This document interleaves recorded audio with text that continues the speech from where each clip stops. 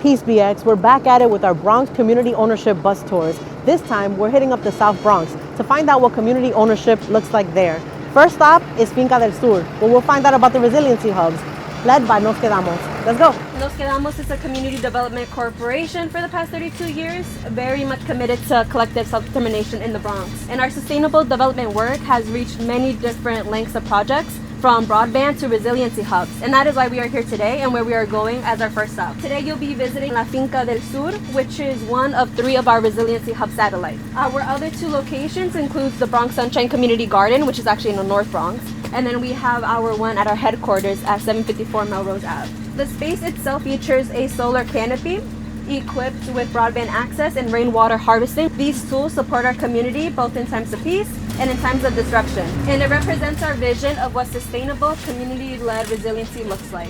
Innovation grounded in local knowledge and powered by the people. Part of our legacy at NQ, the reason why we call ourselves Nos Quedamos, which means we stay in English, is because 32 years ago there was going to be a city urban renewal plan that would have displaced many of our people in our community. And so that is why we came up with our own Melrose Urban Renewal Plan. That's one of the first to be adopted into actual city charter. This plan is actually set to expire in about 8 years, which could be really dangerous for our Melrose community. It is one of the reasons that we are investing so much into the work we are doing, and that is the importance of the resiliency hub.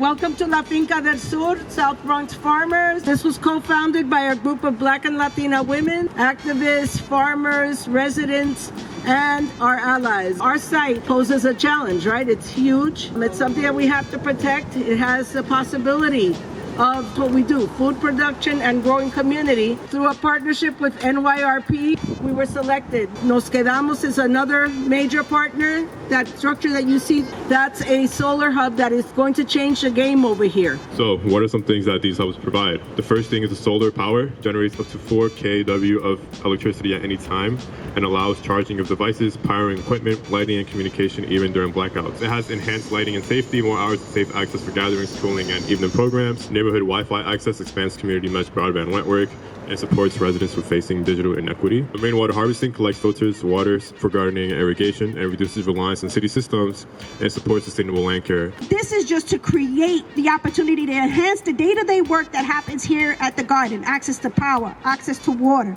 access to communications for outdoor learning. It's also a symbol for how we need to come together as a community to close the gap on the first 72 hours. Any crisis, the first 72 hours, we are on our own. With this infrastructure, we could power up 150 laptops from 0 to full if we had to. So it's a network, a system, a satellite of sorts that tells us you don't have to just be in one central location. This is scalable and this can be appreciated and achieved throughout. The next stop on our South Bronx community bus tour today is 664 Beck Street, which represents tenant-controlled housing. Let's go. For a really long time, right, this idea of resident ownership for us was something that we were committed to. And when we first learned about the challenges that many buildings were going through, including the challenges that the residents of Beck Street were going through, we saw the opportunity to, one, preserve something that many people in the Bronx fought for and that today is at risk. We help these folks to ensure that the building remain under their governance and keep their building deeply affordable and beautiful. HTFCs are usually nonprofit rentals or co-ops with the mission to preserve the affordability of its housing stock. In cases like the Beck Street HTFC, is controlled by the residents. The building was in disarray. We had a water bill that was almost $1 million. There was talk about the building being taken over by the city. There was no governance. There was nothing that we felt that we had the power to do. And now we have a board that bonds together. We meet on a regular basis. We are a family. Most people here were born in the building, over 50 years. With the help of Northwest Bronx, we hired another management company, Manny Management, who helped us to be able to get a tax exemption that basically erased the $800,000 water bill that we had. The traditional route would have been letting that kind of collapse until an outsider will come in.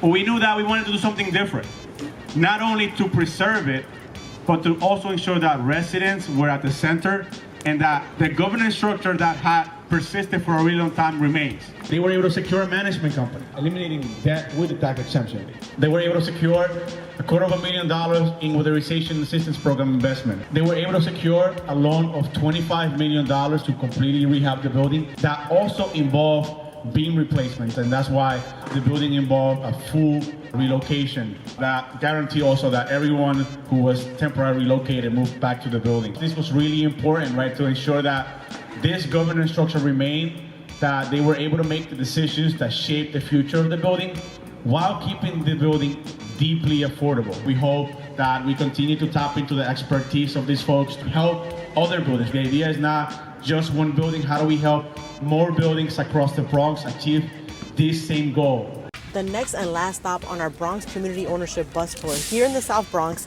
is the Bronx Federal Credit Union. Let's check it out. One of the things that's too often not talked about is financial services. And that's how important having a good financial services infrastructure is to our communities. The Bronx is one of the boroughs that has the least number of bank branches and the most unbanked people, like in the entire country. But that came out of decades of this borough being disinvested. During the pandemic, banks were closing even more, left, right, and center in our borough. This is not just, and this is not fair. So we came together to form the Bronx Financial Access Coalition to bring community development banking, and specifically community development credit union banking, to the Bronx.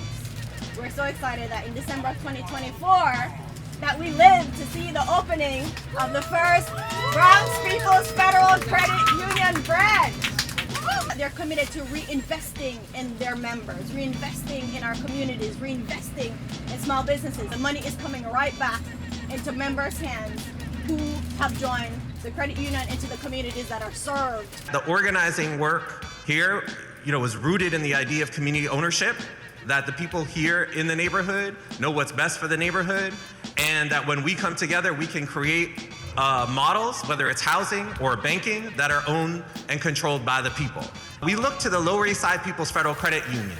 They came out of the same type of struggle and story, where the last bank on the Lower East Side had closed, and the people there organized and they created their own member-owned financial cooperative.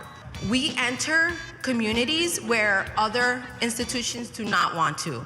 They don't want to get into. Why? Because they feel like it's a risk or there's no profit. But for us, it's all about financial inclusion and really helping the community thrive financially. At a commercial bank, you are a transaction. You are a customer. You're a number. At a credit union, you are a member. This is another example of how community ownership can manifest itself in the Bronx, and who knew that you could own your own financial institution? That's huge. You are an owner. You're a part owner of the credit union once you become a member. We're here for you. We're here for the people. All right, BX, that wraps up our South Bronx Community Ownership Bus Tour today. We hope that you learned about the tangible examples of community ownership here in the Bronx and the hope for the future to expand that ownership. Peace out. See you next time.